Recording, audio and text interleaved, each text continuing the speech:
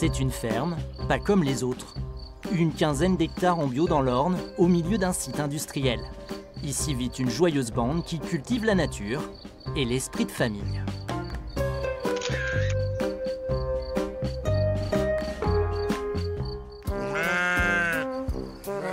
Pour les moutons de la Berouette, c'est le moment de se refaire une beauté.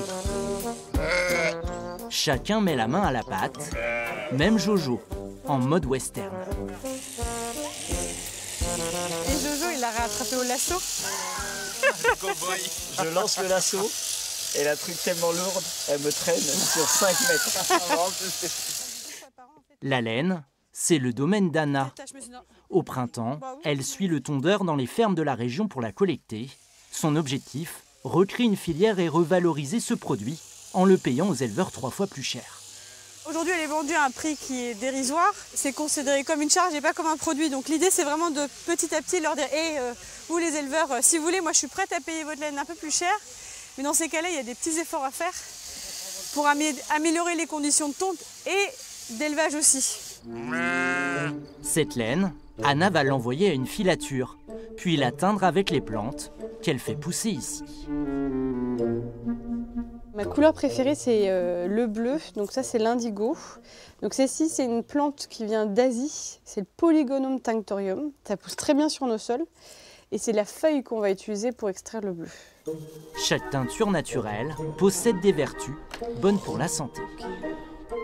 C'est l'apprenti sorcier. Je vais mettre un peu d'oignon. Et l'oignon, ça va donner un bel orange. Et on dit que c'est très bon pour la circulation du sang. On va les cuire une petite heure. L'idée, c'est de monter à 85 degrés. Une fois qu'on aura fait cette décoction-là, moi, je vais laisser refroidir. Et puis, on va filtrer le jus. En fait, tu as toujours une couleur unique.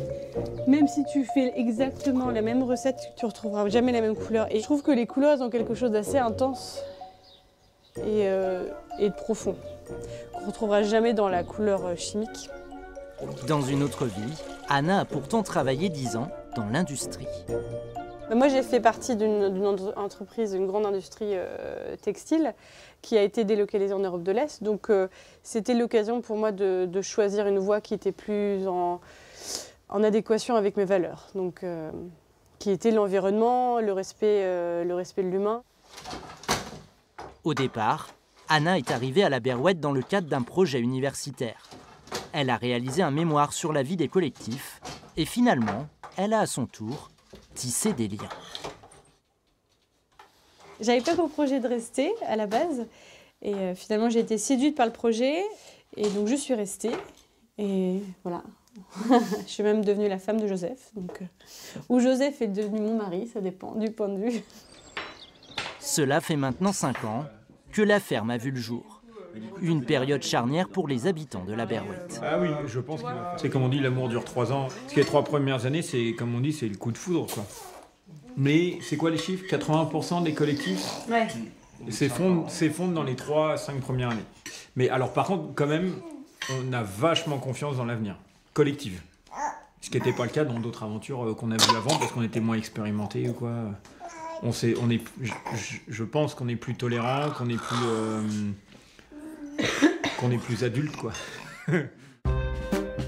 Dans quelques mois, Jojo, Anna, Yannick et Thérèse devraient devenir propriétaires de la ferme. Une nouvelle aventure pour la Berouette. Il se murmure aussi que la famille va s'agrandir. Mais ça, c'est une autre histoire.